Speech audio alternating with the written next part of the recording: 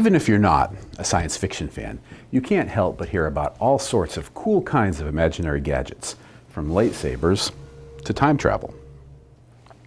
However, the reality is that almost everything you see in science fiction movies is, scientifically speaking, actually really pretty bogus. They're not real. But I have some good news. There's one physics concept in the pantheon of great science fiction plot devices that is totally real. This physically real thing is antimatter. Antimatter was predicted in the 1920s and discovered shortly thereafter. Since its discovery, scientists have been able to make antiatoms, including antimatter hydrogen and helium. Antimatter is science fact, not fiction. So what are some of the properties of antimatter? You might be surprised that antimatter is governed by the same rules as ordinary matter. There's nothing all that unusual about it. You can make an antimatter world, an antimatter universe, even an antimatter me. Well, look, there's anti-me now.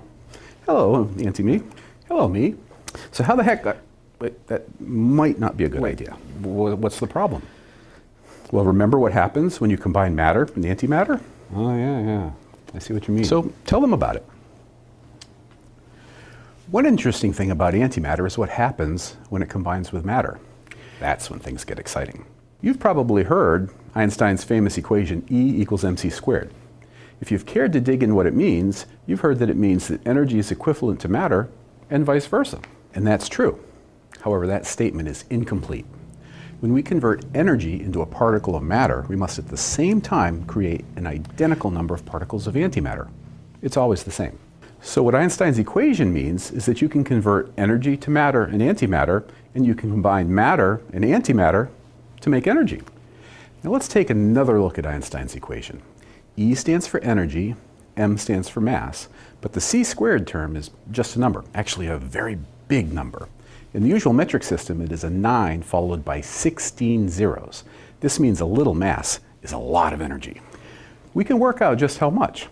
Suppose we had an antimatter paperclip and touched it to a matter paperclip.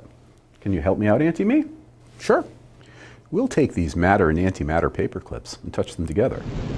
The energy that would be released when these two things are combined is enormous, about 20 times as much energy as it takes to lift the space shuttle into orbit. That sounds dangerous. I think I'll get out of here. Bye. Good idea. I'll see you later. It's a natural question to ask if antimatter is dangerous.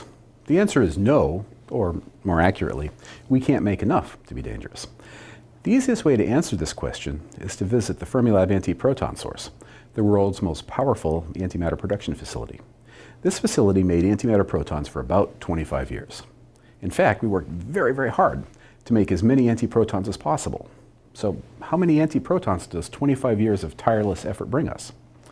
Well, if you were able to store all the antiprotons ever made and combine them all at once with an equivalent amount of matter, we'd have about enough energy to warm the coffee in this urn from room temperature up to something drinkable. That's just not a lot of energy, and it clinches the argument that mankind's study of antimatter poses no credible danger. However, antimatter does pose one very interesting mystery. We believe that matter and antimatter are created in equal quantities from energy.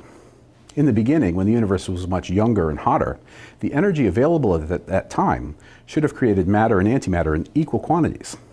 Yet today, our universe consists entirely of matter. Why is that?